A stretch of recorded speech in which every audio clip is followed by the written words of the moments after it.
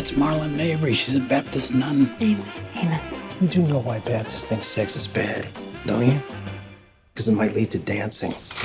Maybe I'm not the right girl for this. I'm a square. A movie actress should have big bosoms and be sexy. I mean, in this town, aren't those the rules? You're an exception. The rules don't apply to you. So first off, congratulations guys on the film. You're both brilliant in it. Thank you. Now it's the first we've seen of you in quite a while. What was it about the timing that now was the time to do it? Has to do with my kids saying, "Okay, enough of you," and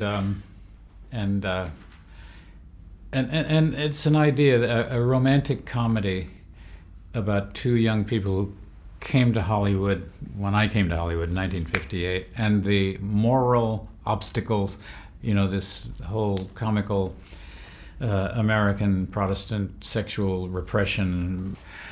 So I've played around with the idea for a long, long time.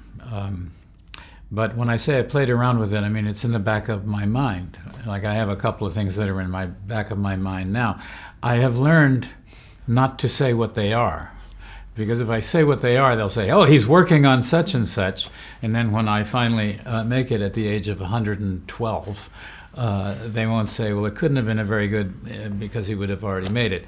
So I never got really serious about getting the troops in order until, 3-4 years ago. Mr. Hughes, I'd like to thank you for my acting classes, thank you for my ballet classes, and thank you for the chance to become a star. What the hell is she doing here? You said you wanted the girl with the two M's. Yes, Marilyn Monroe. I hear you spent quite a lot of time getting to know each other before filming began. What was that experience like? We would go to Warren's house and with his kids and his wife and go through the script. Sometimes we wouldn't talk about the movie at all.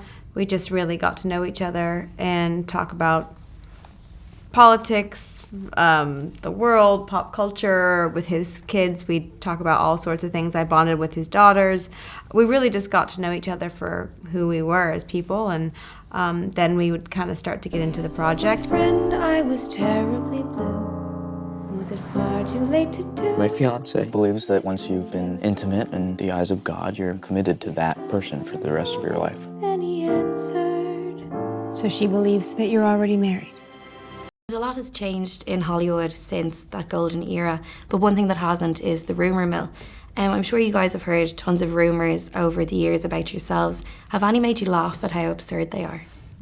Are you kidding? Well, so you don't always laugh at a laughable rumor. But it's been going on so long for me, because it started in 1959, that I think it kind of comes with the territory, as Arthur Miller would have said about Willy Loman.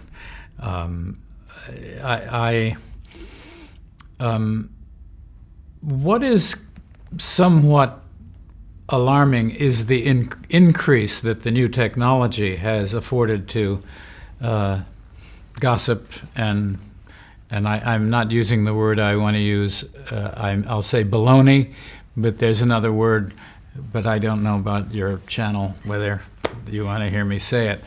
But there is so much of it that it's worrying. 2 weeks in Los Angeles, you're working for Howard Hughes. No harm having high hopes, ma'am. $400 a week on top of this. From all I've read about Howard Hughes, I hope he doesn't expect to meet you in some hotel room. And just to talk about the incredible Annette Bening, what was it like to direct your wife for the first time? She's a great, and I mean great, actress. And what I like to think, and I say, is that when I'm working with great actors, which I do, I'm lucky, I get good people.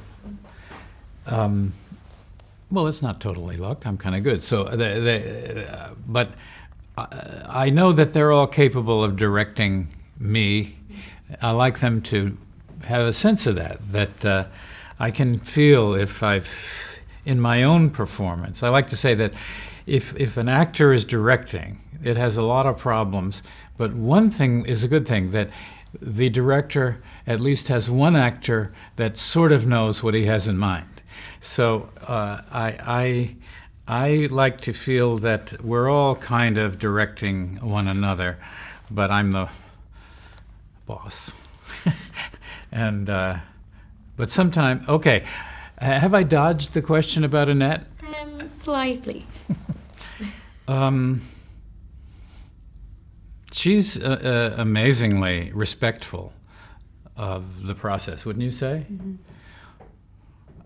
Well, the way you nodded just now makes me think that what you would say, maybe that you would want to substitute for the word respectful, the word tolerant. She's fantastic in Tolerant of doing me, I her. mean. Yeah, I know. Yeah. In her craft, and also then when she feels that she has done what she's been there to do, she tells you, and she goes, "Okay, I think we got that. Let's move on." When you told me the rules don't apply to me, You know, they don't apply to you either.